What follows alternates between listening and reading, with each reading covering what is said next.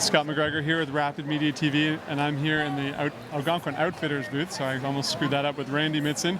Randy, you're kind of a big guy around this place. You've been there a long time. You told me off camera that you've done 400 days in Algonquin Park or something like that, 400 nights. If somebody has just done their first trip, they're coming out of the park and they wander in Algonquin Outfitters and they say, look, I want to start buying some gear because the next time I'm coming back. For one, where do you start them? What should they buy first? Yeah, so the first thing is the I Survived t-shirt, right? So the Algonquin Park t-shirt.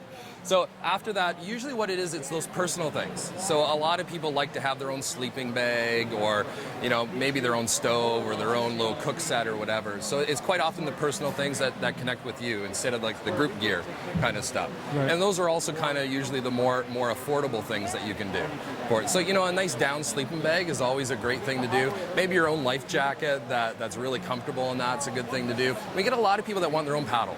And I think that's just the connection to the canoe trip. And they look good on the wall. Yeah, it's a souvenir that's usable too. Right. For it. So yeah, we have a lot of people that, after a canoe trip, they get inspired and they're like, hey, I want to do this a little bit more and I want to have my own stuff.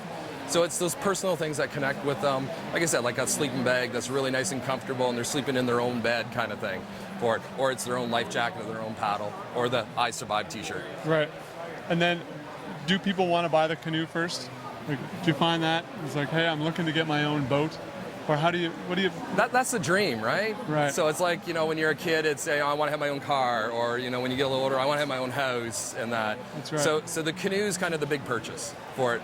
So yeah, we get a lot of people that eventually want to buy their own canoe. And the nice thing is we do offer used canoes for it. So as a first step, we really encourage people that, maybe a used boat at half the price of what a new one would be your first step. And then after you get into doing a little bit more, getting down the road of actually buying your own first brand new canoe that the scratch that goes on it first is your scratch. Right. Is kind of the things. I did that a little while ago. I actually had bought used canoes. I think I bought 4 or 5 used canoes. And then I just bought a Swift Prospector when I got married. It was kind of our wedding present to ourselves. I guess that way you probably will, if it's only your first trip or second trip, you get to use something